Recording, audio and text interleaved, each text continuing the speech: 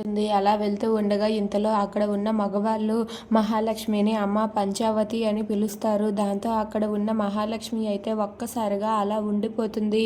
ఇంతలో ఒక అబ్బాయి ఇలా అంటూ ఉంటాడు, ఏంట్రా పంచావతి అంటున్నావు అని చెప్పి అంటాడు. దాంతో ఆ అబ్బాయి ఇలా అంటూ ఉంటాడు, అవునరా 5గురు మగవాళ్ళు ఉండే ఇంట్లో ఉంటుంది, మరి ఒక్క ఆడది అని చెప్పి అంటాడు. ఆ మాట వినగానే వెంటనే మహాలక్ష్మి అయితే వాడి చంప పగలగొడుతుంది. దాంతో అక్కడ ఉన్న వాళ్ళందరూ కూడా ఒక్కసారిగా షాక్ అవుతారు. ఇక వాడి పరువు పోవటంతో వెంటనే వాడైతే బండి మీద తన ఫ్రెండ్తో వెళ్ళి మహాలక్ష్మి నడుస్తూ ఉంటే మహాలక్ష్మి చున్నీ పట్టుకొని లాగుతాడు. అలా మహాలక్ష్మి చున్నీ పట్టుకొని లాక్కొని బండి మీద వెళ్ళిపోతూ ఉంటే మహాలక్ష్మి అయితే రేయ్ వదలరా అంటూ ఏడుస్తుంది.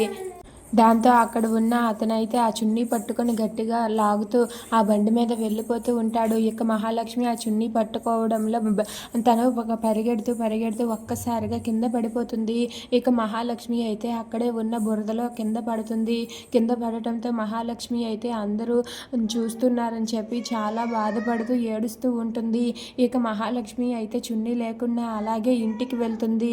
అలాగే ఇంటికి వెళ్ళగానే అక్కడ ఉన్న ఆ మాధవ అయితే అది చూసి, ఏంటమ్మా ఒంటి నిండా ఈ బురదేంటి, అసలు ఏమైందమ్మా అలా ఉన్నావేంటి, చుడీదార్ లేదేంటి అని చెప్పి మాధవ అడుగుతూ ఉంటాడు.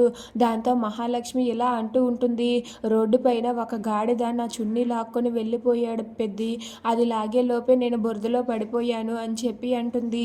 ఆ మాట వినగానే మాధవ, కేశవ, చక్రి, కన్నా వీళ్ళందరూ కూడా ఒక్కసారిగా షాక్ అవుతారు.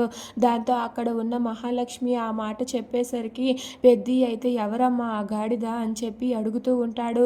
దాంతో కేశవ అయితే చెప్పు వదిన, వాడు ఎక్కడుంటాడు, అసలు ఎవడు వాడు అని చెప్పి కేశవ అంటాడు. దాంతో మహాలక్ష్మి అయితే ఎందుకు ఇప్పుడు మీరు వెళ్ళి వాళ్ళతో ఫైట్ చేసి జైలుకి వెళ్తారా అని చెప్పి మహాలక్ష్మి అంటుంది. దాంతో అక్కడ ఉన్న చక్రి అయితే వెంటనే బయటికి వెళ్ళి బండి స్టార్ట్ చేస్తాడు.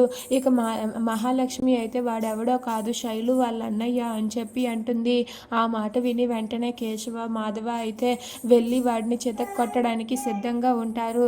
దాంతో మహాలక్ష్మి అయితే లేదు వద్దు, మీరు ఇప్పుడు అలాంటి పనులు చేయవద్దు అని చెప్పి మహాలక్ష్మి అంటుంది. ఇంతలో అక్కడ ఉన్న అతనైతే ఇలా అంటూ ఉంటాడు, మీరు వెళ్ళకపోతేనే ఇప్పుడు చక్రిని ఆపినా ఆగనట్టున్నాడు, చూడండి చక్రి ఆల్రెడీ వెళ్తున్నాడు, వెళ్ళి వాడి శవాన్ని తీసుకువస్తాడు అని చెప్పి అంటాడు. ఆ మాట వినగానే వెంటనే మహాలక్ష్మి బయటకు చూస్తుంది.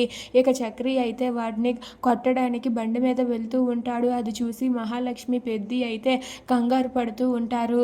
ఇక అక్కడ ఉన్న మహాలక్ష్మి అయితే చక్రి వెళ్ళకుండా ఆపగలదా?